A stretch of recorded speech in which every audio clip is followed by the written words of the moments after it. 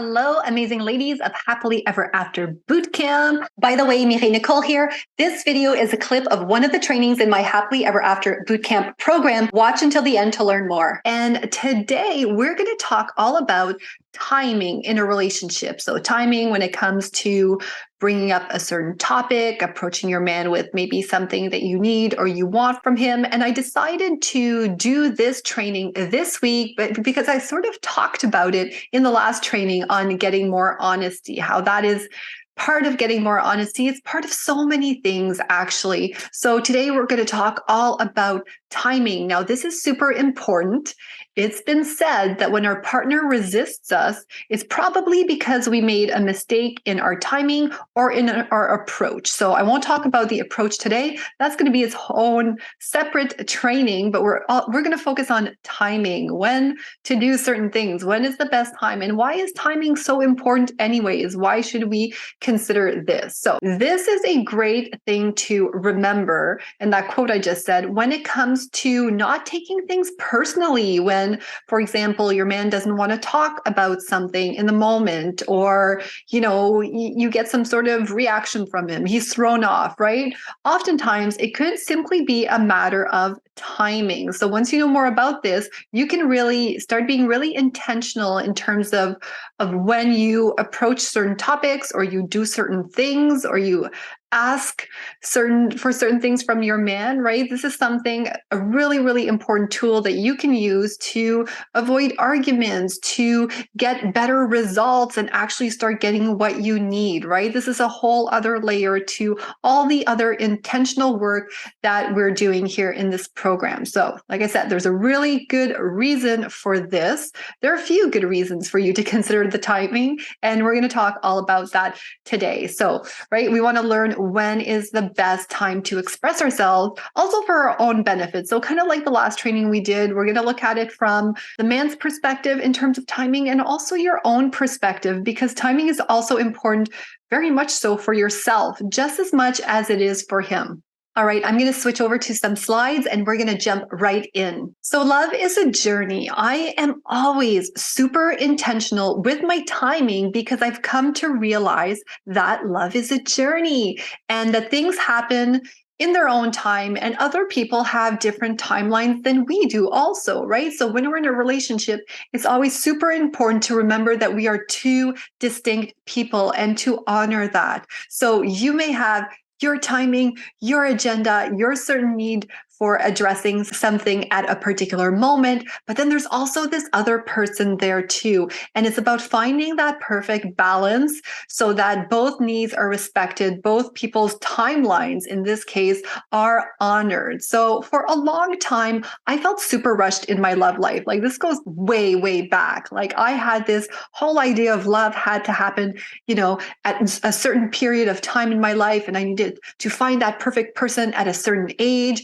and I needed to be married by this point in time, and I needed to have children by this age, right? I was really, really focused on the timing. And I can tell you, as you've heard me share my story in other trainings and in other ways, you'll see that things didn't end up working out for me on my own timing. I ended up getting what I desired, but really it happened mostly when I started surrendering to the universe, or I should say, even when I look back, I start to notice that things were happening when they were meant to happen. And I had to grow on my journey and to learn. And in relationships too, there's another person too, right? So they are also on their journey, and they also have their own learnings to do. And I know for myself, and I know this happens to a lot of the women I work with, just given the age of a lot of the women I work with, we get really stressed about aging or being too late. So that's why I always stress the fact that, for myself, my happily ever after happened after a second marriage. It happened later in life. I got remarried. I was 41 when I got remarried, right? So that's not the main thing we want to focus on. So I invite you to really, after this training and as part of this training, to really start peeling back this whole idea, this whole pressure we have towards the amount of time. everything happened for me later. Everything happened when it was supposed to happen. And for you, it's also going to happen when it's meant to happen. As long as we keep doing the work, we show up, we keep growing, it's going to happen. Right. The other thing about timing is that when you're stressing about timing in love, it's probably about something that comes up a lot. So for a long time, when things were a lot rockier in my relationship, I would stress out about, solving problems, having discussions on certain topics, and really trying to resolve things in the moment. I mean, there are a few reasons for this, and I won't get into detail in those, right? But a lot of times I had a hard time sitting with the uncomfortable feeling. I had a hard time knowing my man was upset with me. I wanted to resolve things right away. And so I was kind of pushing this timing on the relationship and on the conversation and on my man, because really internally I was the one struggling and I couldn't sit with my emotions. I felt rushed. I felt pressured. I felt like, if we don't resolve this now, it's over forever. I'm not going to have my happily ever after. And so, I was putting a lot of that undue pressure, really approaching conversations at a time that wasn't good for my man and also wasn't good for me, because if I'm not feeling good, if you're not feeling good in the moment, it's probably not the best time to address a situation. Now, things won't always be perfect. You might have to address something in the moment where you don't feel your best, but the more we can be mindful of timing and, really considering when is a good moment, how do we feel internally, what vibe, what cues are we getting from our man, right? The more we look out for these things, the more we can judge, the more we can gauge whether or not this is a good time or not to bring something up. And one of the things I noticed in terms of, arguments and the timing in my own relationship is that a lot of times the things that were bugging me, the things I wanted to address right away, the things I felt rushed to try to resolve, are things that were coming up a lot anyway. So even if I wasn't addressing it, even if I didn't address it in the moment, it was going to come up later anyways, right? So it's not like always a lost opportunity. It's not do or die in the moment. Chances are this thing's going to come up for you guys later on anyways. And I'm not saying to put it off necessarily until it happens again, or to wait for another moment where there's a blow up or the frustration happens again. But it's either going to happen that way, or it's going to happen when and go back to training number 1 on reconnecting with your feelings. You can always bring it back at another time when you've processed your emotions, when you feel better, when you feel stronger and more in your power. And chances are when you do that, you're always going to get a better result, no matter what it is that you're trying to address, whether it's an argument or a simple request, even that, might be kind of touchy. You're not sure how your man's going to react. Timing is going to be huge for him and for yourself. So from your perspective, I want to encourage you to really decide on the timing of when to approach something when you're feeling strong. And like I said, it doesn't have to be perfect. Sometimes it needs to be in the moment. But remove that pressure from yourself that it always has to be now. Love is a journey. The intention, if you really love this person, if you want to be with your man, for your happily ever after, it doesn't always have to happen in the moment. And you can bring it up at another time. The next thing is to consider the other person. So I talked a little bit about this, right? When we're in a relationship, we're two people, and it's about honoring and respecting both of our timelines, which chances are going to be different, right? There's going to be different timing for your man, different timing for yourself. But what happens is that, like I expressed or shared in my own situation, a lot of times if we're not truly connected to our emotions, we let ourselves get carried away, right? And our emotions are going to carry away and kind of dictate when we bring something up in the relationship, when we talk about it. But the best thing that you can do is to really address the situation when you're feeling emotionally intelligent. So if you're in the heat of the moment, chances are your emotions are going to run really high. And as one of my favorite coaches always says, when your emotions are high, your intelligence is usually low. When you start considering the timing, start really being protective of the timing and really intentional about the timing, then you can make sure that you're in a position to be more emotionally intelligent, to have these conversations. If you're enjoying this video and you haven't done so yet, please make sure to subscribe to my channel for more relationship advice and guidance, and make sure to hit that notification bell. So when men are stressed, when they're upset, when something happens, they react very differently than women do.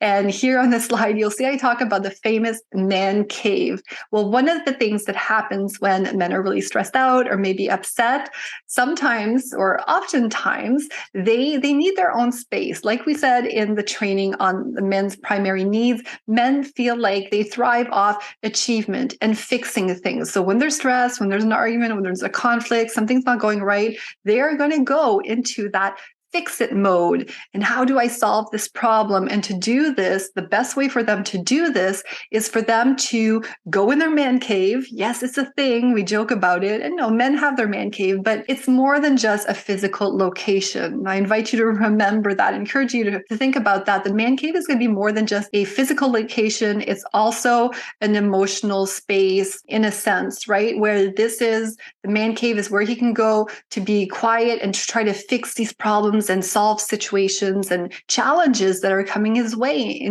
including obstacles that are coming up in your relationship. So it's very important to allow a man space in his cave. And I know that that is something that I had a big challenge with, because again, like I was sharing, when we would get into arguments, I wanted to solve the problem right away.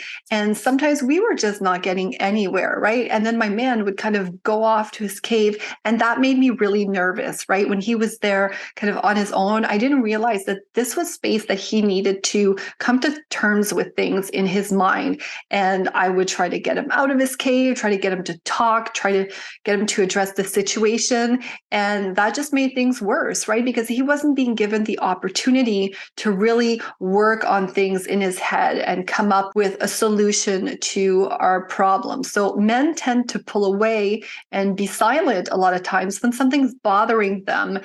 Meanwhile, we tend, as women, another difference, we tend to want to talk things out. And that's how we come to solutions. Now, I'm generalizing here, but a lot of the times that's the case. So if you look at this from that lens, it'll provide you a bit more insight into what's going on. Why do you feel this need to share? How come he's pulling away, right? This is one of the fundamental differences in how we deal with situations. So when a man is stressed, he becomes very focused and withdrawn, and he's trying to solve that problem. It could also be for other reasons, right? It could be that there's just too much intimacy, and that too much intimacy could come from the fact that maybe you guys are talking a lot, and after a while he feels it's a bit much, and he needs, again, that space, a little bit more independence, autonomy to kind of work through things.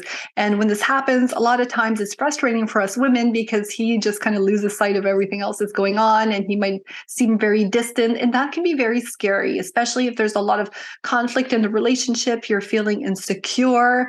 If he starts being like preoccupied and unresponsive in his cave doing his own thing, it can be very, very unsettling for us and confusing, because when we withdraw, usually it's for different reasons, right? Usually it's because we're hurt, or it's something really bad. Where with men, a lot of times it can be just that he's trying to sort things through.